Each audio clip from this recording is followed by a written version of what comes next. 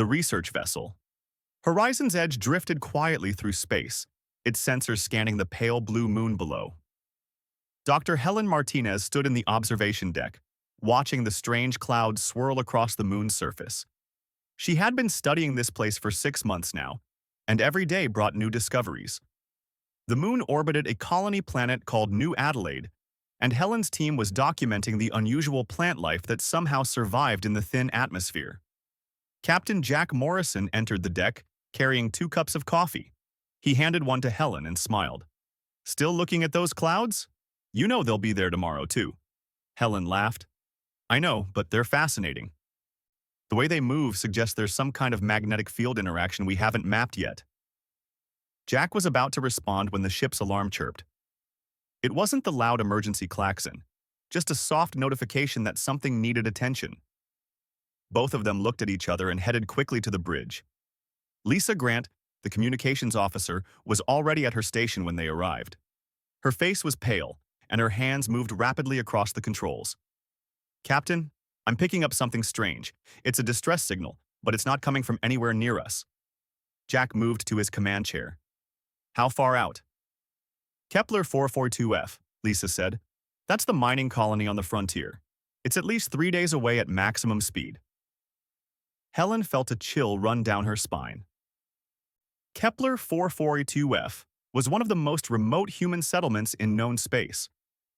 The colony had been established 5 years ago to mine rare minerals, and nearly 10,000 people lived there.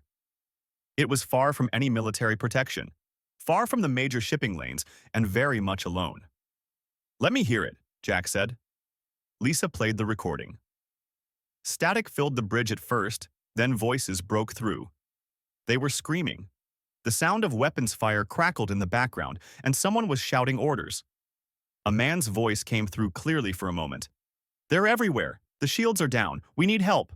This is Kepler 442f. We are under attack by unknown hostiles. Please, anyone. We need immediate assistance."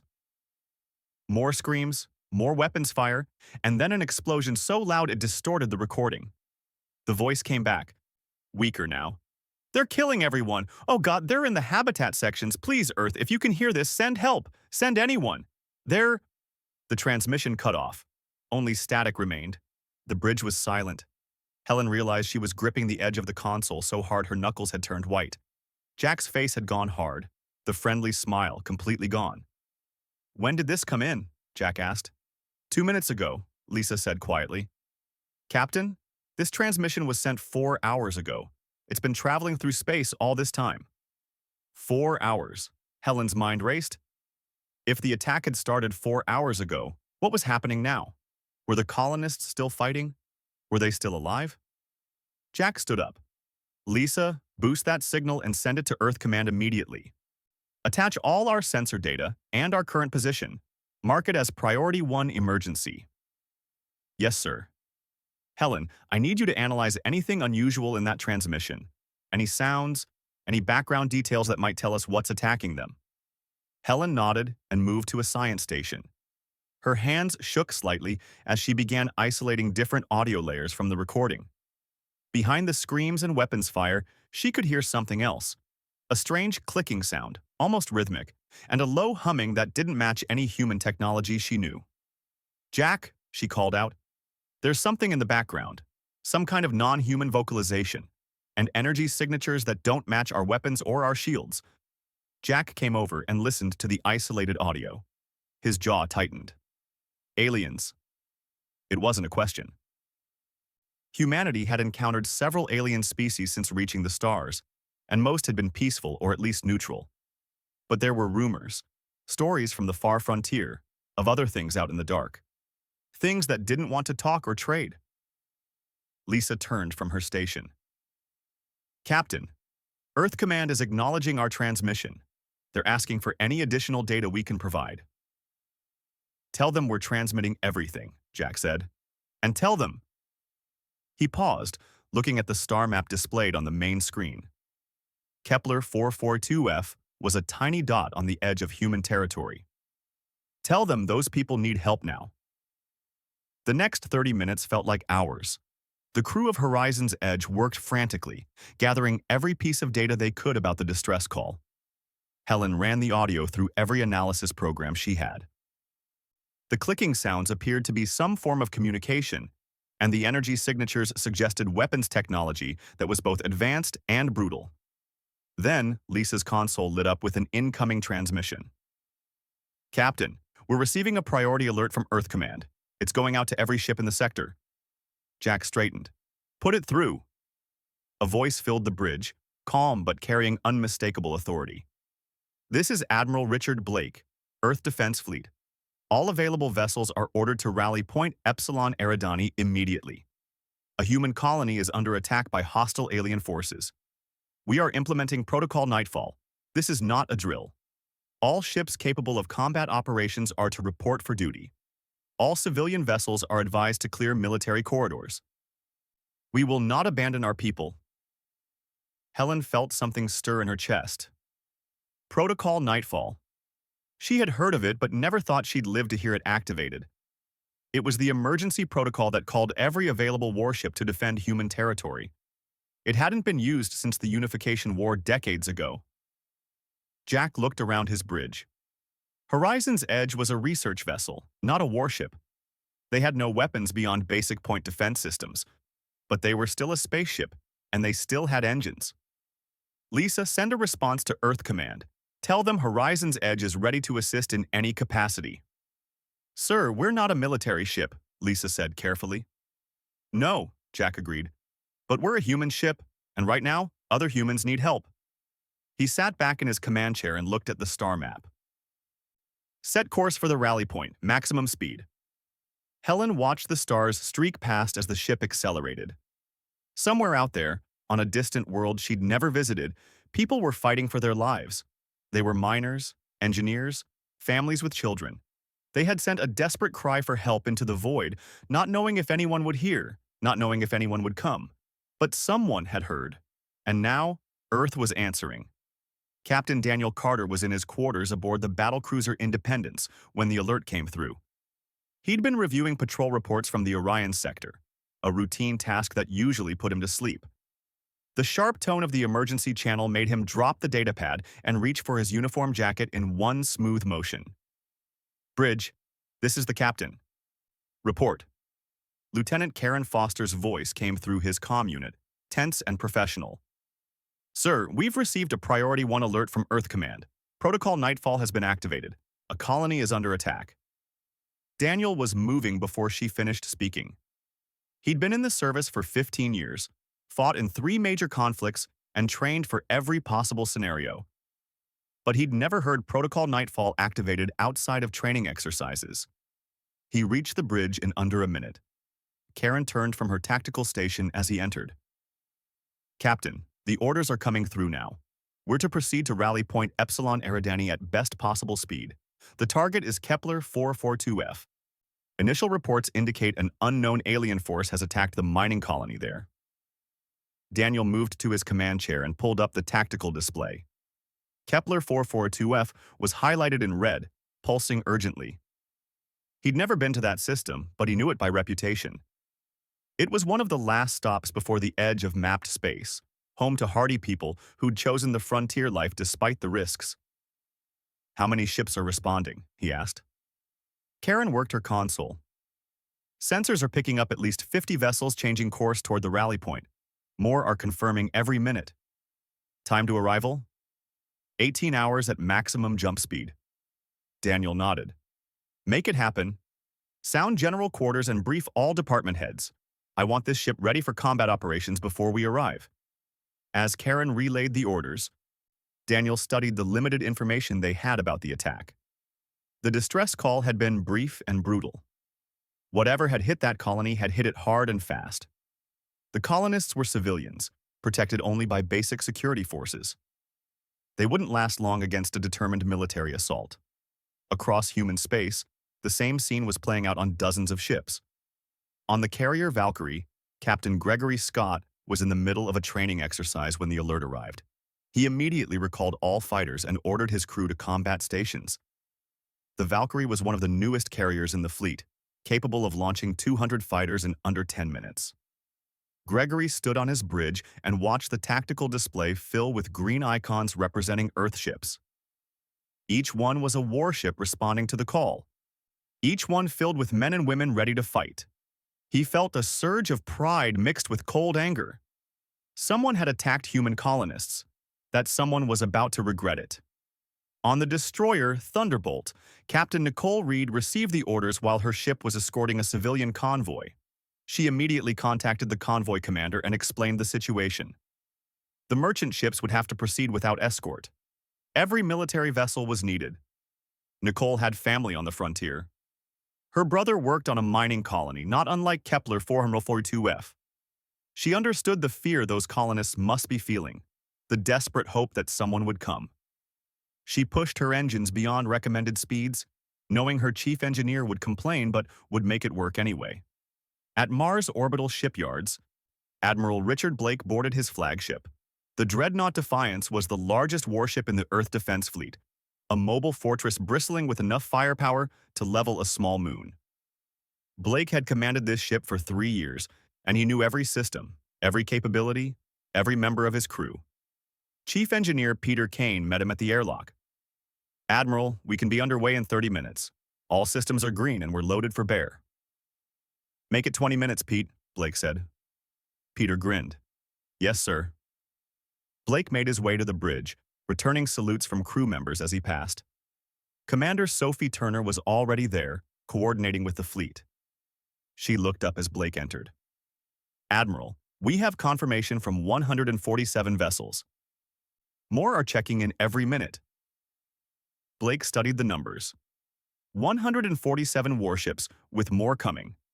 It was the largest fleet mobilization since the war that had unified Earth's governments under one banner. He felt the weight of command settle on his shoulders. These ships, these people, were trusting him to lead them into battle. "Sophie, I want tactical analyses of everything we know about the attackers. Pull every piece of data from that distress call. I want to know what we're facing before we get there." "Already on it, sir. Lieutenant Commander Ryan Hughes is working with intelligence now." Blake nodded and moved to his command chair. The bridge of the Defiance was spacious, designed to coordinate large-scale fleet operations.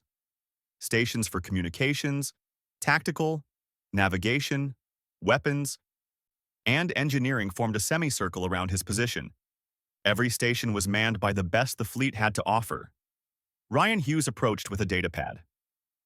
"Admiral, preliminary analysis suggests we're dealing with a previously unknown species. The energy signatures don't match anything in our database. The vocal patterns in the background of the distress call indicate multiple individuals, suggesting a coordinated military force rather than pirates or raiders. Best guess on their capabilities?" Ryan hesitated. "Sir, based on how quickly they overwhelmed the colony's defenses, I'd say they're technologically advanced and experienced in assault operations. This wasn't a random attack, it was planned and executed with precision." Blake absorbed this information. Then they're about to learn that humanity can be precise too.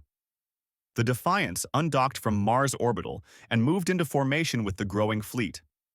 Blake watched the tactical display fill with more and more ships. Battlecruisers, destroyers, frigates, carriers, support vessels, and even some civilian ships offering to help in any way they could. A civilian transport captain named Henry Brooks had volunteered his freighter Liberty's call to carry additional Marines to the fight. Blake had approved the request. Every bit of help mattered. As the fleet assembled at Epsilon Eridani, Blake opened a channel to all ships. His words would be recorded and transmitted to every vessel, every crew member preparing for battle. "This is Admiral Richard Blake to all ships. You know why we're here. A human colony, 10,000 of our people. Sent out a desperate call for help. They're being attacked by an enemy we don't know, for reasons we don't understand. But here's what I do understand. Those are our people. They're human beings who left Earth to build a new life, to mine resources that benefit all of us, to push the boundaries of what's possible. They're colonists, miners, engineers, teachers, and families. They're us." He paused, letting his words sink in. The enemy that attacked them thought they were alone. They thought they were easy prey, cut off from help, abandoned. That enemy was wrong. We don't abandon our own. We don't leave humans to die while we sit safely at home. When one of us calls for help, all of us answer. That's what makes us human. That's what makes us strong. Blake looked at the display showing over 200 ships now gathered. So we're going to jump to Kepler 442F. We're going to find whoever did this. And we're going to show them the cost of attacking humanity. We're going to hit them with everything we have. We're going to make them regret they ever heard the word human. And we're going to bring our people home. The channel filled with acknowledgments from every ship. Blake could feel the determination, the cold fury, the absolute resolve flowing through the fleet. These weren't just military vessels anymore. They were the hammer of humanity, about to fall on an enemy that had made a fatal mistake. All ships, Blake ordered. Prepare for jump to Kepler 442F. Combat formation Alpha 7. Scouts jump first, main fleet follows in 3 waves. We're going in hard and we're going in together. The fleet began organizing itself with practiced efficiency. Commander Eric Palmer gripped his command chair as the scout frigate Swift Arrow dropped out of jump space. The view screen flickered for a moment, and then Kepler 442F filled the display. What he saw made his stomach turn. The planet was surrounded by debris. Pieces of satellites, defense platforms, and what looked like parts of civilian ships drifted in broken orbits. Smoke rose from multiple points on the planet's surface, visible even from space. And around the planet, like sharks circling wounded prey, were the alien ships. "Count them," Eric ordered. Lieutenant Brandon Cole worked his tactical station rapidly.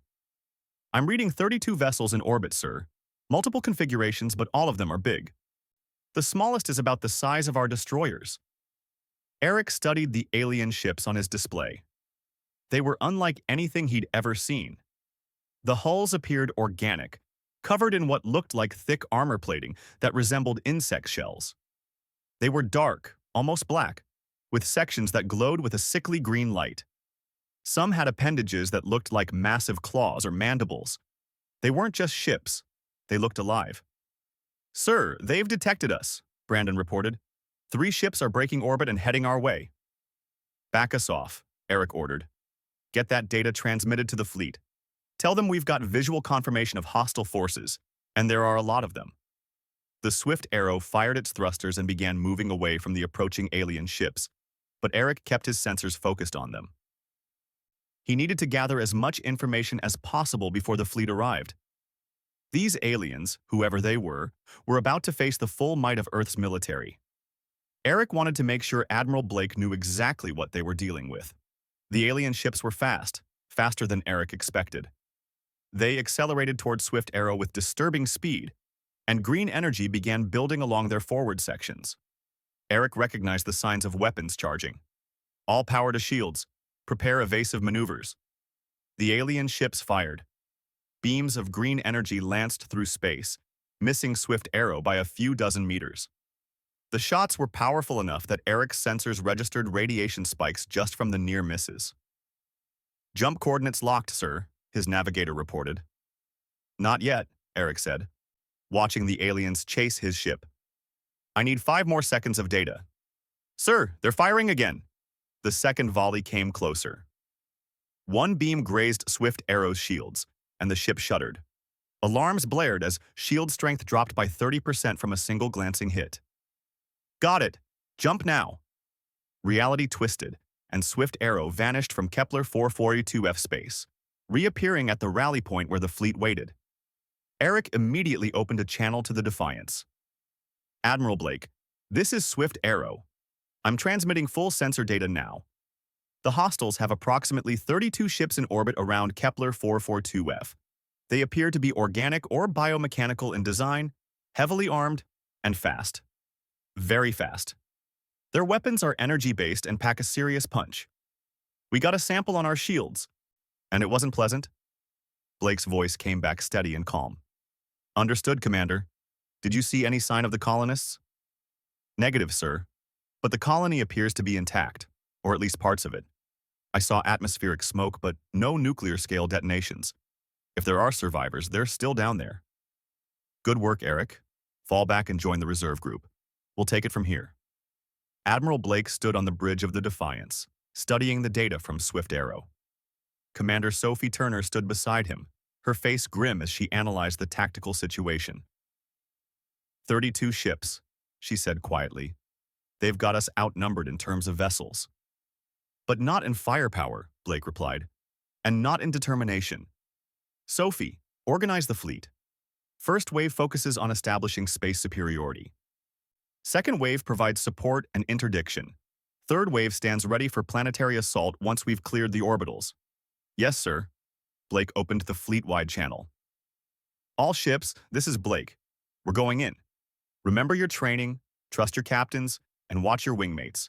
We're here to save lives and destroy an enemy. Let's do both. First wave. Jump on my mark." On the Independence, Daniel Carter felt his ship vibrate as the jump drives engaged. Around him, 60 other warships prepared to make the jump simultaneously. It was a risky maneuver, jumping so many ships to the same point at the same time, but it would give them the element of surprise and overwhelming force right from the start. "All stations report ready, sir," Karen Foster announced. Daniel nodded. "Then let's go introduce ourselves to our new friends." The jump was instantaneous from the crew's perspective, but the transition from empty space to a battlefield was jarring. One moment they were at the rally point, calm and organized. The next moment they were at Kepler 442f, and the space around them was full of alien ships. The alien vessels, the ones intelligence had started calling Ravagers, reacted immediately. The organic-looking ships turned toward the human fleet with alarming speed. Green energy weapons began charging across dozens of vessels. "All ships, weapons free!" Blake's voice cut through the tactical channel. "Hit them hard!" Daniel didn't need to repeat the order. Karen already had targets locked. "Firing railguns!" The Independence's main guns fired, sending solid projectiles at a significant fraction of light speed toward the nearest Ravager ship. The rounds punched through the creature's armor plating, tearing massive holes through its hull. Green fluid sprayed into space, and the ship began listing. All around Independence, the rest of the human fleet opened fire. The space around Kepler 442f lit up with weapons fire. Railgun rounds, laser beams, plasma bolts, and missile trails crisscrossed the battlefield. The Ravagers returned fire with their energy weapons, green beams lashing out at the human ships. Captain Nicole Reed's destroyer Thunderbolt danced through the fire, her smaller size making her more maneuverable than the larger vessels. "Launch torpedoes, full spread," she ordered. 6 antimatter torpedoes streaked from Thunderbolt's tubes, arcing toward a pair of Ravager cruisers. The aliens tried to shoot the torpedoes down, but the small, fast weapons evaded their fire. When they hit, the antimatter warheads released their devastating payload. The 2 Ravager ships simply ceased to exist, vaporized in blasts of pure energy. On the carrier Valkyrie, Captain Gregory Scott watched his tactical display as launch crews worked at maximum speed. "All squadrons, launch! I want every fighter in space now!" The Valkyrie's launch bays opened, and fighters began pouring out. Small, fast, and deadly, the human fighters swarmed toward the Ravager fleet like angry bees. Squadron leader Jake Murphy led the first wave, his fighters' weapons already tracking targets. "All wings, this is Murphy. Break by squadrons and engage at will. These things are big and slow. Use your speed." The fighters split into smaller groups, each targeting different Ravager vessels. They darted around the larger ships, too fast for the Ravager's main guns to track effectively, and strafed the alien hulls with laser fire. The Ravagers launched their own strike craft, smaller creatures that looked like flying insects with bioenergy weapons. Jake rolled his fighter and fired, his shots catching one of the alien craft and sending it spinning away. "These bugs don't like lasers! Pour it on!" The space battle was unlike anything the Ravagers had apparently experienced before. Their communications, intercepted and translated by the fleet's AI systems, showed confusion and growing alarm. They had attacked Kepler 440f, expecting easy prey, a helpless colony far from help. Instead, they were facing over 200 warships operating with precision and overwhelming firepower. Admiral Blake watched the tactical display with cold satisfaction. The battle was going according to plan. The Ravagers were tough, but they fought individually rather than as a coordinated fleet. Each ship seemed to make its own decisions, and while that gave them flexibility, it also meant they couldn't organize an effective defense. "Second wave, jump in," Blake ordered. More human ships appeared, materializing in positions that caught the Ravagers in crossfires. The aliens tried to respond, tried to organize, but they were being systematically destroyed. For every human ship that took damage, 3 Ravager vessels were eliminated. On Thunderbolt's bridge, Nicole watched as a Ravager battleship tried to flee the battle. "Oh, no, you don't," she muttered. "Helm, intercept course. Weapons, target their engines." Thunderbolt accelerated, chasing the fleeing alien ship. Nicole's weapons officer locked on and fired. Railgun rounds hammered the Ravager's propulsion systems, and the alien ship shuddered to a halt. A follow-up missile salvo finished it. Daniel Carter's Independence had taken several hits from Ravager weapons. His shields were down to 40%, and he had damage reports from 3 decks. But his ship was still fighting, still firing, and the Ravagers were losing. "Karen, status on enemy forces?" "Down to 18 ships, sir.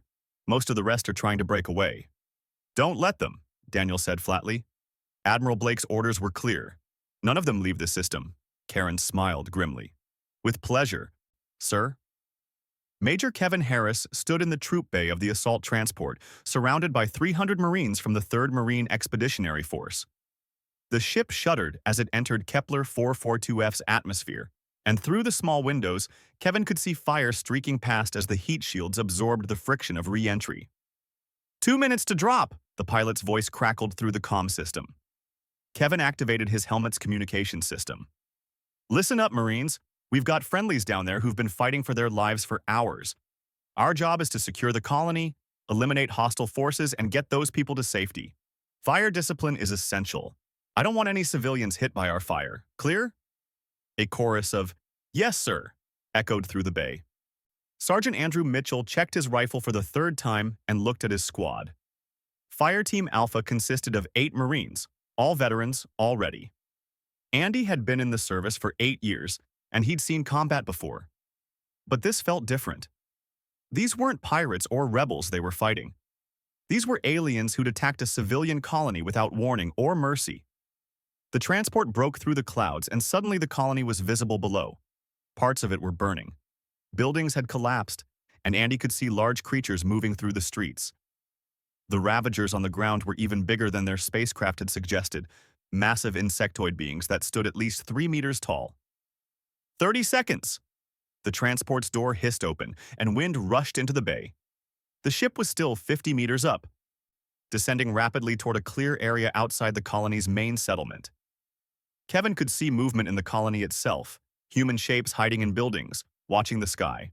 "Go! Go! Go!" The Marines poured out of the transport, using jump packs to control their descent. Kevin hit the ground first, his boots crunching on the alien soil. He brought his rifle up, scanning for threats. More transports were landing around him, disgorging hundreds of Marines. Captain Laura Evans flew overhead in the gunship Warhammer, her weapons targeting the Ravager ground forces. "Major Harris, this is Evans.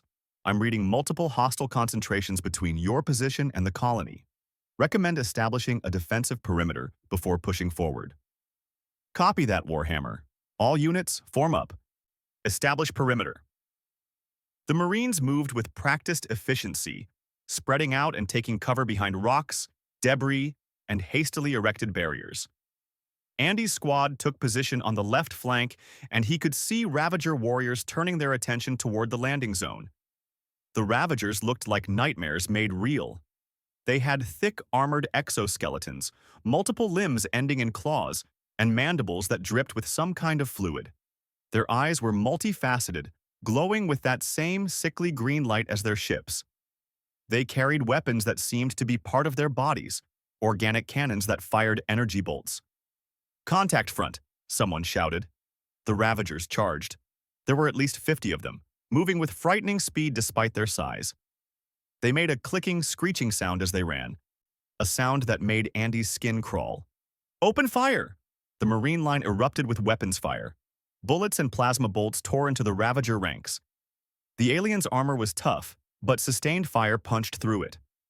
Green blood sprayed as Ravagers fell, but they kept coming, fearless and relentless. Andy sighted on a Ravager warrior and squeezed the trigger. His shots hit center mass, and the creature stumbled. His squad mate, Private First Class Ethan Clark, finished it with a burst from his assault rifle. "They're tough," Ethan shouted over the gunfire. "Keep shooting until they stop moving." Staff Sergeant Tyler Green's heavy weapons team opened up with a mounted plasma cannon. The weapon sent bolts of superheated energy into the Ravager charge, each shot powerful enough to punch through multiple targets. The alien advance faltered, then broke as the survivors retreated. "First wave is down," Kevin called out. "Push forward. We need to reach the colony." The Marines advanced, moving in coordinated groups with overlapping fields of fire. The Warhammer and other gunships provided air support, strafing Ravager positions ahead of the ground troops. Orbital strikes from the fleet above eliminated larger concentrations of enemy forces, each strike announced by a screaming sound followed by devastating explosions. Lieutenant Colonel Rachel Ford was coordinating all ground forces from a mobile command center. She watched the tactical display as Marine units pushed toward the colony from multiple directions. "All units, be advised, we're detecting civilian survivors in the colony's central shelter. That's your primary objective. Secure that shelter." Inside the colony, the situation was desperate. Governor Paul Stevens crouched in the makeshift shelter beneath the colony's main administration building. Around him, nearly 3,000 colonists huddled in the dark, listening to the sounds of battle above. Paul was injured, his left arm in a makeshift sling and his face covered in soot and dried blood. Security Chief Amanda Wells sat beside him, her rifle across her knees. She'd been fighting since the attack began, organizing the colonists' defense with what little they had. "Do you think that's really them?" a woman asked from the darkness. "Do you think Earth actually came?" Amanda looked up at the ceiling as another explosion shook the building. "That's not Ravager weapons. That's human military ordnance. They came." Paul felt tears stinging his eyes. They'd sent the distress call with little hope anyone would hear it in time. Kepler 442F was so far from the core worlds, so isolated. But Earth had heard, and Earth had answered. Above them, Andy's squad reached the colony's outer buildings. The structures were damaged but still standing. Bodies lay in the streets, both human and Ravager. Andy tried not to look at them too closely. "Movement in that building," Ethan called out. Andy swung his rifle toward the structure, then lowered it. A face appeared in a broken window. Human. A man, elderly with a mining company logo on his torn jumpsuit. "Don't shoot. We're colonists." "It's okay," Andy called back. "We're here to help. Are there more of you?" "Maybe 20 of us in here. We've been hiding since it started." "Stay there. We'll clear the area and come get you." The Marines continued pushing forward, and resistance grew heavier. The Ravagers had concentrated their forces around the central shelter, apparently aware that was where most of the colonists were hiding. Major Kevin Harris studied the tactical map and made a decision. "Tyler, bring your heavy weapons up front. We're going to punch through their line with maximum force. Air support, I need you to suppress that building to our left. It's full of Ravagers." The Warhammer swooped low, its cannons tearing into the building Kevin had indicated. Ravager warriors poured out, only to be cut down by Marine fire. Tyler's plasma cannon opened up again, carving a path through the enemy line. "All units, push! Go! Go!" The Marines charged forward. It was brutal, close-quarters combat. Ravagers leaped from buildings and rushed from alleys. Andy found himself face-to-face with one of the creatures, too close to use his rifle effectively. The Ravager's claw came at his face, and Andy ducked, slamming his rifle's stock into the creature's head. It barely flinched. Ethan appeared from the side, firing point-blank into the Ravager's thorax. The creature finally fell. "Thanks," Andy gasped. "Don't mention it." They pushed on. The shelter was close now, just across the main square. But between the Marines and their objective stood at least 30 Ravager warriors, the biggest ones Andy had seen yet. Kevin assessed the situation. They could call in an orbital strike, but they were too close to the shelter. Risk of collateral damage was too high. They'd have to do this the hard way. "Fix bayonets," Kevin ordered. The Marines attached the long blades to their rifles. It was an old-fashioned solution to a modern problem, but sometimes the old ways worked best. Marines, Kevin's voice rang out across the square. Those are our people in that shelter. They've been waiting for us. They've been holding on because they believed we'd come. We're not going to let them down now. Are you with me? The roar from 300 Marines was deafening. Yes, sir. Then let's go get our people. The charge across the square was something out of ancient history, soldiers rushing forward with blades fixed, shouting battle cries. But this was backed by plasma rifles, grenades, and air support. The Ravagers met the charge head-on, and the square became a chaotic battlefield. Andy found himself fighting in ways he'd only trained for, using his rifle as a club, stabbing with his bayonet, dodging claws and mandibles. Around him, Marines fought with desperate courage.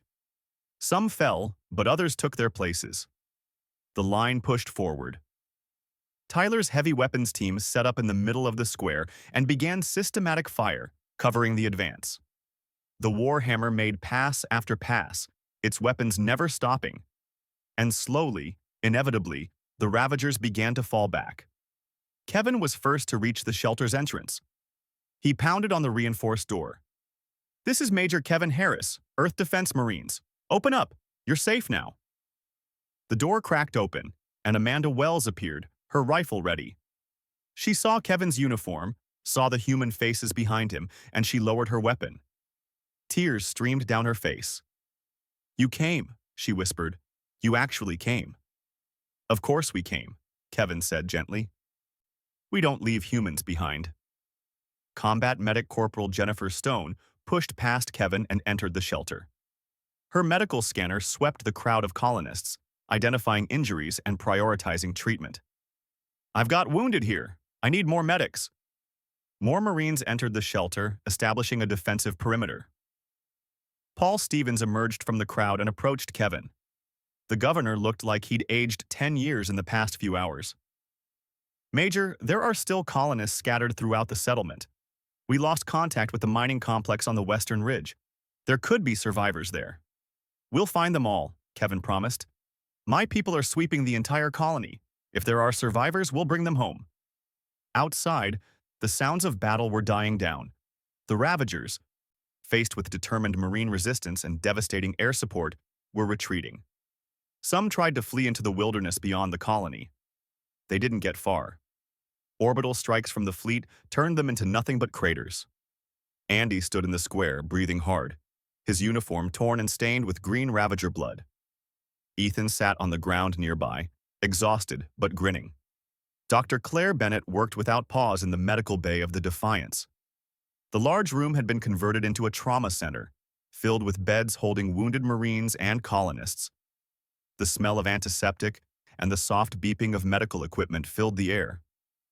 Claire moved from patient to patient, her experienced hands steady despite the exhaustion pulling at her. "Doctor, we've got another transport incoming from the surface," a nurse called out. 23 patients, most with minor injuries but 4 critical. "Clear beds 7 through 9, Claire ordered. "Get the surgical team ready." She finished sealing a plasma burn on a Marine's shoulder and moved to the next patient. A young girl, maybe 8 years old, lay on the bed with her mother sitting beside her. The child had a broken arm and multiple bruises, but she was alive. When Claire smiled at her, the girl smiled back. "Is it really over?" the mother asked quietly. "Are we safe now?" "You're safe," Claire assured her. "The fleet isn't going anywhere until we're certain every last hostile is eliminated from this system." And that was true. Admiral Blake had ordered a complete sweep of Kepler 442F and the surrounding space. Sensor sweeps, probe deployments, and patrol routes covered every possible hiding place. If any Ravagers remained, they'd be found and dealt with. On the planet's surface, the colony was beginning to recover. Major Kevin Harris walked through the settlement, assessing damage and checking on his Marines. The buildings could be repaired, the equipment replaced. The people were what mattered, and most of them had survived. Governor Paul Stevens stood amid the ruins of the administration building, talking with Lieutenant Colonel Rachel Ford. His arm was properly bandaged now, and he looked more like a governor and less like a war survivor. "We lost 412 people," Paul said quietly. 412 lives that can never be replaced." "I know," Rachel replied. But 10,000 survived because you organized the defense and got them to shelter. You saved more lives than you lost, Governor. Paul nodded, though the knowledge didn't ease the pain. He'd known many of those 412 personally. They'd been neighbors, friends, people who'd trusted him to keep them safe. He'd failed them. The preliminary reports show the Ravagers had been watching us for weeks, Rachel continued. They studied our defenses, our patrol schedules, everything. Then they struck when they thought we were most vulnerable. They didn't count on your people fighting back so hard, and they definitely didn't count on Earth responding this fast. How long did it take? Paul asked. From when we sent the distress call to when the fleet arrived? 22 hours. Paul stared at her. 22 hours? I thought it would take days, maybe weeks. Protocol Nightfall mobilizes everything we have, Rachel explained. When a colony calls for help, we don't hesitate. We don't debate. We act. Amanda Wells approached them, her rifle still slung over her shoulder. She'd refused to put it down until every Ravager was confirmed dead. Governor, we've completed the sweep of the Western Mining Complex, found 37 survivors hiding in the deep tunnels. They're scared, but alive. Paul felt a surge of relief. That's wonderful news. There's more, Amanda said, a grim smile on her face. When the Ravagers came down into the tunnels looking for them, the miners fought back, used mining explosives and heavy equipment, killed at least 20 of those things before they gave up and retreated. Our people aren't as helpless as the Ravagers thought. Kevin joined them, having overheard the conversation. That's something I've noticed about colonists. You're tougher than you look. Most civilians would have panicked and been slaughtered. Your people organized, fought back, and held on long enough for us to arrive. We're frontier colonists, Paul said with a touch of pride. We didn't come out here expecting life to be easy. We knew there were risks. We just never expected something like this. Aboard the Defiance, Admiral Blake sat in his command center with Commander Sophie Turner and Lieutenant Commander Ryan Hughes. They were reviewing data collected during the battle, analyzing the Ravagers' technology and tactics. Initial assessment, Blake said. What are we dealing with? Ryan pulled up images on the display. The Ravagers are a nomadic species, sir. Based on the technology we've recovered and the biological samples, they're essentially space locusts. They move from system to system, strip it of resources, and move on. They're not interested in diplomacy or coexistence. They see other species as either food or obstacles. Have they done this before? Absolutely. We found data in their ship computers. They've hit dozens of systems over the past century. Most of the victims were pre-spaceflight civilizations or small colonies. They target the weak and vulnerable. Blake's jaw tightened. Not anymore. What about their main fleet? This couldn't have been all of them. Sophie answered that question. Intelligence estimates this was a raiding force, maybe 10% of their total numbers. The main Ravager fleet is probably nomadic, moving through deep space. They send out these raiding parties to scout and attack easy targets. Then they're going to hear about what happened here, Blake said. And they need to understand it completely. Ryan, I want you to prepare a data package. Everything about the battle, our capabilities, our response time. Make it clear what happens to anyone who attacks human colonies. Sir, you want to send them a message? Not just them. Every species in known space. We're going to broadcast this on all frequencies. Let everyone know that Earth protects its own. Several days later, the recovery effort was well underway. Captain Jack Morrison's research vessel, Horizon's Edge, had been converted into a relief ship, carrying supplies and equipment to the colony. Dr. Helen Martinez worked with the survivors, documenting their experiences and providing whatever psychological support she could. She sat with a teenage boy named Marcus, who'd lost his parents in the attack. He stared at the wall, not speaking, shock still written clearly on his face. I know it doesn't feel like it now, Helen said gently, but you're going to be okay. You survived, Marcus. You're strong. I hid, Marcus whispered. When they came, I hid in a storage closet while my parents went to fight. I heard them die, and I just hid. You survived, Helen repeated firmly. That's not cowardice. That's being smart. Your parents wanted you to live. They'd be proud that you made it. Marcus finally looked at her, tears streaming down his face. Helen held him while he cried, and she wasn't the only one providing comfort. Throughout the colony, Marines and medical personnel worked with the survivors, helping them process the trauma they'd experienced. In a temporary command tent, Admiral Blake met with Governor Paul Stevens. The meeting was broadcast to the entire colony so everyone could hear. "Governor, I want you to know that Kepler 442A will not be left undefended," Blake said. "We're establishing a permanent military presence in this system. A full battle group will be stationed here, along with defensive platforms and early warning systems. If anyone tries this again, they'll face immediate military response." "Admiral, we're grateful," Paul replied, "but we don't want to become a military outpost. We're miners and families, not soldiers." "You won't have to be soldiers. That's our job. You just keep doing what you do.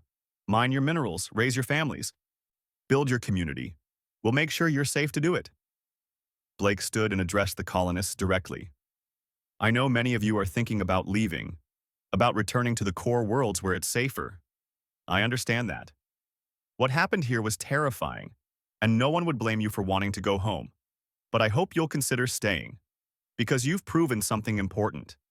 You've proven that humans can survive anything. You fought back against impossible odds. You held on when anyone else would have given up. You're the toughest people I've ever met, and the galaxy needs more people like you." There was a moment of silence. Then someone in the crowd began to clap.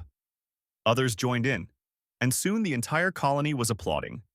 Not for Blake, but for themselves. For surviving. For fighting. For being human. Captain Daniel Carter stood on Independence's bridge, watching the repairs continue on the planet below. Lieutenant Karen Foster approached with a report. "Sir, we've completed our analysis of the Ravager fleet. Confirmed total destruction of all vessels. No survivors, no escapees." "Good," Daniel said. "What about the data package the Admiral ordered?" "It's ready, sir. Being transmitted on all frequencies, both in our space and beyond. Every listening post in the sector will pick it up, and it'll propagate through standard communication networks." The message was simple but powerful. It contained footage of the battle, demonstrating Earth's military capabilities. It included the response time, showing how quickly humanity could mobilize. And it ended with Admiral Blake's words, delivered in multiple languages and formats so any species could understand. "This is Admiral Richard Blake of the Earth Defense Fleet. To any species monitoring this transmission, know this. Humanity protects its own. An attack on one human is an attack on all humans. We will respond to every cry for help. We will mobilize our full military capability. We will cross any distance, face any odds, and pay any price to defend our people. To those who value peace, we offer friendship. To those who prey on the weak, we offer this warning. We are Earth. We are humanity. And we do not abandon our own." The message spread through the galaxy like ripples on a pond. On dozens of worlds, different species received the transmission. Some saw it as a threat. Others saw it as an opportunity. But everyone understood the same thing. Humanity was not to be taken lightly. On a ship deep in uncharted space, the remnants of the Ravager raiding force that had survived transmitted their report to the main fleet. The message was received by the Ravager command hierarchy, analyzed, and discussed. The conclusion was unanimous: avoid human space. The cost was too high. Back on Kepler 442F, night fell over the colony. The sky was clear, and the stars shone brightly. Among those stars, invisible but present, was the human fleet. Warships on patrol, sensors watching, weapons ready. The colony would never be alone again. Paul Stevens stood outside the shelter, looking up at those stars. Amanda Wells stood beside him. "Do you think they'll come back?" Amanda asked. "The Ravagers or something like them?" "Maybe," Paul admitted. "But if they do, we'll be ready. And more importantly, we won't be alone. We've learned something important. As long as there are humans out there, as long as there's an Earth to call home, we're never truly isolated." "We're part of something bigger," Amanda said. "Exactly." In the medical bay of the Defiance, Dr. Claire Bennett finally took a break. She sat in her office, a cup of coffee cooling in her hands, and reviewed the casualty reports. So many wounded, so many lives changed forever. But so many saved. The work had been brutal, the hours endless, but it had been worth it. A knock on her door made her look up. A Marine stood there, young and nervous. "Ma'am, I just wanted to say thank you. You saved my squad mate's life. The doc said if you hadn't operated when you did, he wouldn't have made it." Claire smiled tiredly. "That's my job. How's he doing?" "He'll make a full recovery. Said he owes you a drink when we get back to base. I'll hold him to that." The Marine left, and Claire returned to her reports. But she felt better now. 3 months had passed since the battle at Kepler 442F. The story of what happened there spread across human space and beyond, carried by news broadcasts, military reports, and word of mouth. In bars on distant stations, in academies on Earth, in colony towns across the frontier, people talked about the day humanity proved it would never abandon its own. Captain Jack Morrison sat in a cafe on Luna Station, watching a news report on the wall screen. The reporter was interviewing Governor Paul Stevens, who stood in front of the rebuilt administration building on Kepler 442F. The colony looked different now. Defense towers dotted the landscape, military ships patrolled overhead, and the settlement itself had expanded. "Governor Stevens, 3 months ago your colony faced annihilation," the reporter said. "Today, Kepler 442F has become a symbol of human resilience. How do your people feel about what happened?" Paul looked older than he had before the attack, but there was strength in his eyes. "We feel grateful. Grateful to the fleet that came to save us. Grateful to the Marines who fought for us. But more than that, we feel proud. We held out against impossible odds because we believed help would come. And it did. That belief, that certainty that we're not alone, that's what defines humanity now." The reporter nodded.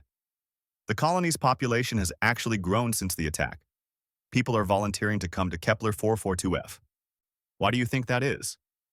"Because we proved something here," Paul said. "We proved that the frontier isn't a death sentence. We proved that Earth's protection reaches to the edge of space and beyond. People want to be part of that. They want to be pioneers again, knowing they have the full backing of humanity behind them." Dr. Helen Martinez, who was having coffee with Jack, smiled at the screen. "He's right, you know. I've received 3 job offers from frontier colonies in the past month alone. Everyone wants experienced people who aren't afraid of the unknown." "Are you going to take any of them?" Jack asked. "Maybe," Helen admitted. "The frontier doesn't scare me anymore, not after what I saw at Kepler 442F. Not after watching those Marines fight like devils to save people they'd never met."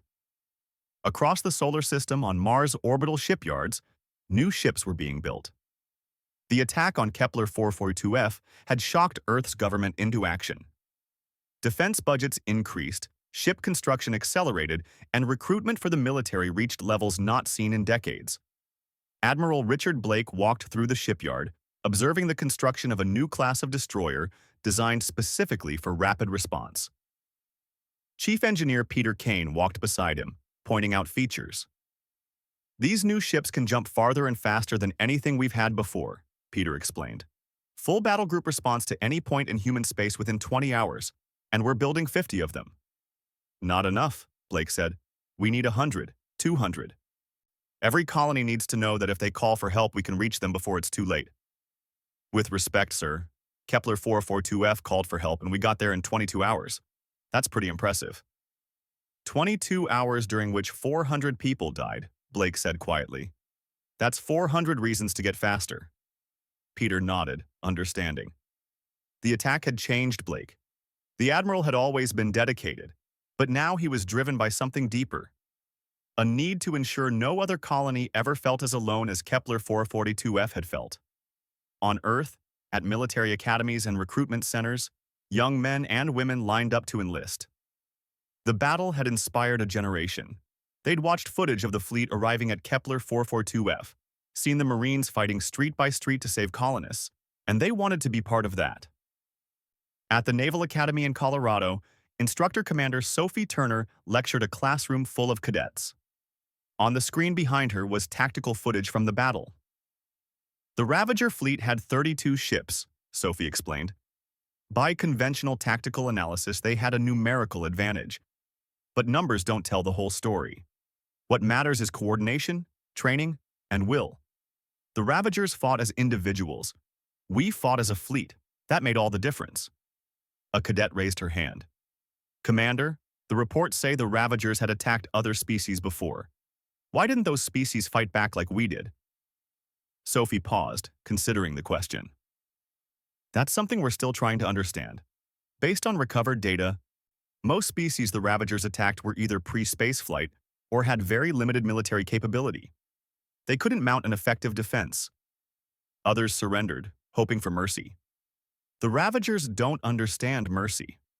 What makes humans different is that we refuse to accept defeat. We fought back on the ground while calling for help from space. That combination of resistance and unity saved Kepler 442F. The cadet nodded, but another spoke up. Are we at war with the Ravagers now? No, Sophie said.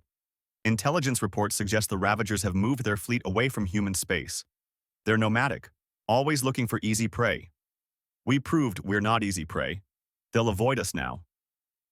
But what about other species? The first cadet asked. If the Ravagers are still out there attacking people, shouldn't we do something? Sophie smiled. That's a good question, and it's one the diplomatic corps is dealing with right now. Several species have approached Earth about defensive alliances. They saw what we did at Kepler 442F, and they want that same protection. The question is, can we extend our protection beyond our own colonies? That's above my pay grade, but I can tell you this, the galaxy is watching us now. How we act in the coming years will determine what kind of power humanity becomes.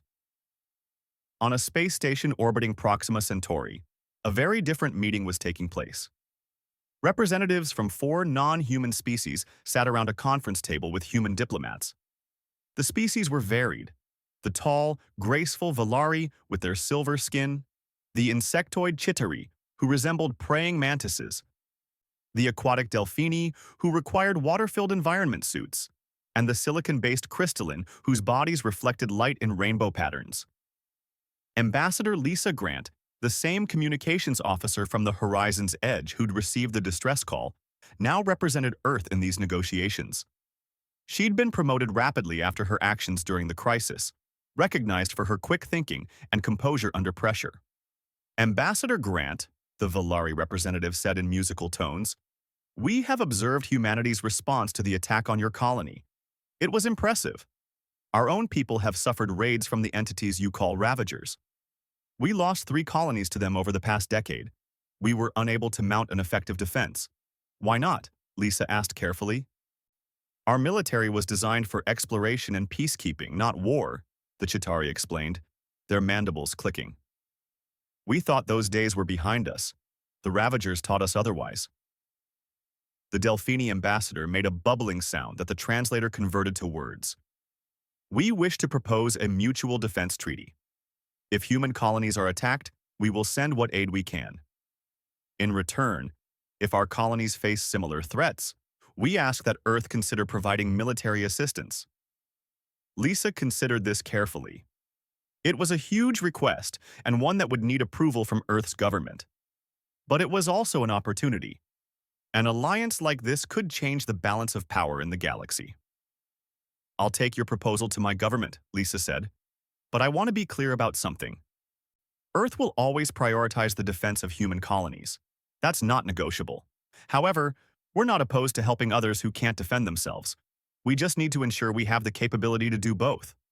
That is reasonable, the Valari said. We do not ask you to weaken your own defenses. We simply hope that your strength might also shelter those who cannot shelter themselves. Later, Lisa transmitted her report to Admiral Blake and the diplomatic corps. The implications were enormous. If Earth agreed to these treaties, humanity would be taking on the role of galactic protector. It was a responsibility that came with both benefits and risks. Back on Kepler 442F, life continued to normalize. The colony had not only recovered but thrived. New buildings stood where old ones had burned. The population had grown by 20% as new colonists arrived, inspired by the story of survival and rescue. Major Kevin Harris, now promoted to lieutenant colonel, commanded the permanent garrison stationed at the colony. His Marines had become part of the community, helping with construction projects, training local security forces, and generally making themselves useful. Sergeant Andrew Mitchell, now Staff Sergeant, sat in the rebuilt cafe having lunch with some of the colonists he'd helped rescue. They'd become friends, these survivors and their saviors. The colonists wanted to hear stories about Earth, about the core worlds they'd left behind. The Marines wanted to understand why anyone would choose the dangerous frontier life. "I'll tell you why," said Marcus, the teenager who'd lost his parents in the attack. He was older now, harder, but there was determination in his eyes. "Because out here, we're building something new. We're not just living in cities our ancestors built. We're creating our own legacy. And now we know we're not alone in doing it." Andy nodded. The kid had survived trauma that would have broken many adults, and he'd come out stronger. "You planning to stay then? Even after what happened?" "Especially after what happened," Marcus said firmly. "The Ravagers took my parents, but they didn't break this colony. They didn't break us.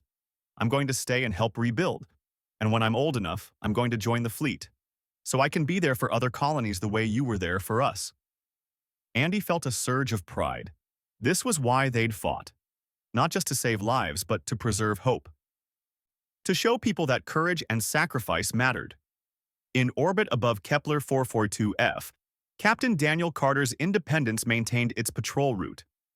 Lieutenant Karen Foster monitored the sensors, watching for any sign of threats. But the space around the colony was quiet, peaceful even. "Any contacts?" Daniel asked routinely. "Just civilian traffic, sir. 2 freighters inbound with construction supplies, 1 passenger ship bringing new colonists, and a science vessel heading out to study the system's asteroid belt." "Normal day at the colony," Daniel observed. "Yes, sir. Hard to believe 3 months ago this place was a battlefield." Daniel looked at the planet on his view screen. From orbit, you couldn't see the scars of battle anymore. The colony looked peaceful, prosperous even. But he knew the memories remained. The people down there would never forget what happened. Neither would he. "Karen, have you thought about the question the cadet asked Commander Turner? About whether we should help other species against the Ravagers?" Karen was quiet for a moment. "I think we have to, sir. Not because we're required to, but because it's the right thing to do. The Ravagers prey on the weak. If we have the power to stop them, don't we have a responsibility to use it?" "Maybe," Daniel said, "but we also have a responsibility to our own people first. We can't be everywhere, save everyone." "No, sir. But we can try, and I think trying matters." Across the galaxy, the message Earth had broadcast continued to spread. Species that had never heard of humanity suddenly knew their name. Pirates and raiders who'd once thought the frontier was easy prey now knew better. Colonies that had felt isolated suddenly felt connected to something larger. And somewhere in deep space, the main Ravager fleet received the final reports from their destroyed raiding party. The Ravager leadership, such as it was, analyzed the data and reached a conclusion. Humanity was dangerous. Humanity was powerful. Humanity would come for its own with overwhelming force. The decision was made without debate or discussion. Human space was to be avoided. There were easier targets elsewhere. The Ravagers moved on, seeking prey that wouldn't fight back so hard. On Luna Station, Admiral Blake stood in his office, looking at Earth through the window. Commander Sophie Turner entered with a report. "Admiral, the Diplomatic Corps has approved preliminary defensive treaties with the Valari, Chitari, and Delphini. We're sending battle groups to establish bases in their territories. In exchange, they're providing access to their sensor networks and scientific databases." "And the government is okay with this?" "They see it as a strategic opportunity. We get forward bases in new regions of space, early warning systems, and potential allies. In return, we provide protection they desperately need." Blake nodded slowly. "We're becoming something different, aren't we? Not just Earth's fleet, but something more." "Yes, sir. Some are calling it the Alliance Fleet. Others prefer Terran Defense Coalition. Whatever we call it, we're taking on a bigger role in the galaxy." "Make sure our people understand the priority," Blake said firmly. "Human colonies first, always. We can help others, but never at the expense of our own." Understood, sir.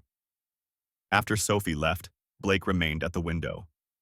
The attack on Kepler 442F had changed everything. It had revealed humanity's strength, yes, but also its character. The willingness to fight for others, to cross impossible distances, to risk everything for people they'd never met. That was humanity's real power.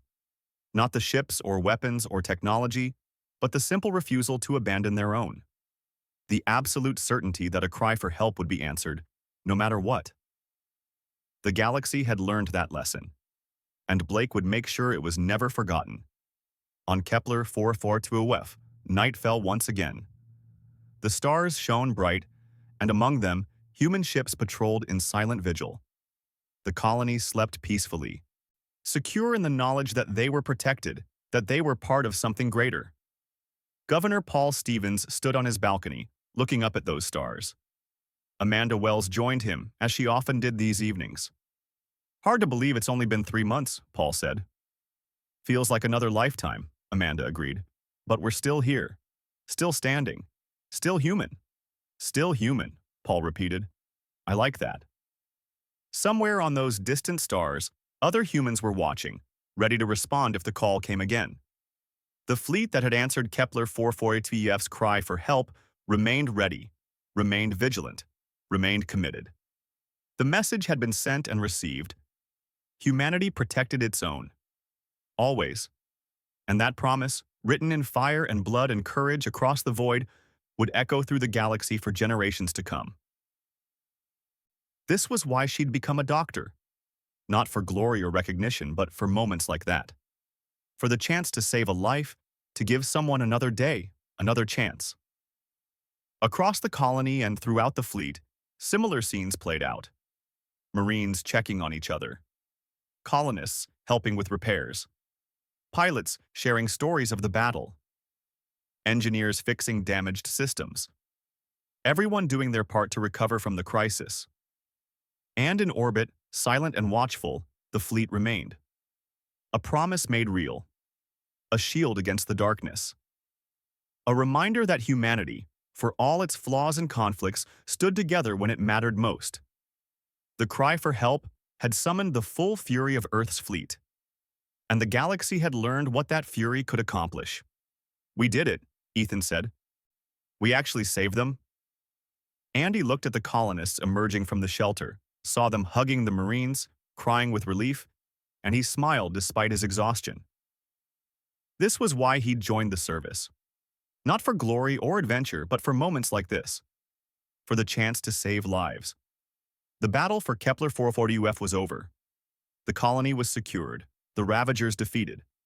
Now came the work of recovery, of healing, of rebuilding. But that work could wait. For now, 3,000 colonists were safe, and humanity had sent a message that would echo across the stars. The battle continued for another 30 minutes, but the outcome was never in doubt. The Ravagers had expected an easy victory over helpless colonists. Instead, they found themselves facing a military force that had centuries of warfare experience, advanced technology, and an absolute refusal to back down. When the last Ravager ship exploded under concentrated fire from 3 human cruisers, a cheer went up across the fleet. But Admiral Blake's voice cut through the celebration.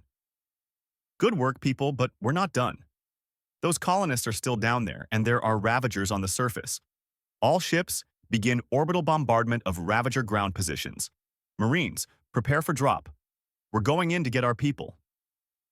The celebration stopped, replaced by renewed focus. The space battle was won, but the war wasn't over. Below them, on Kepler 442F's surface, humans were waiting for rescue, and the fleet hadn't come this far to stop now. Scout frigates moved to the front. Fast destroyers took flanking positions. Heavy cruisers formed the center, and the massive carriers prepared to launch their fighters the moment they arrived. Daniel Carter watched from Independence's bridge as the countdown began.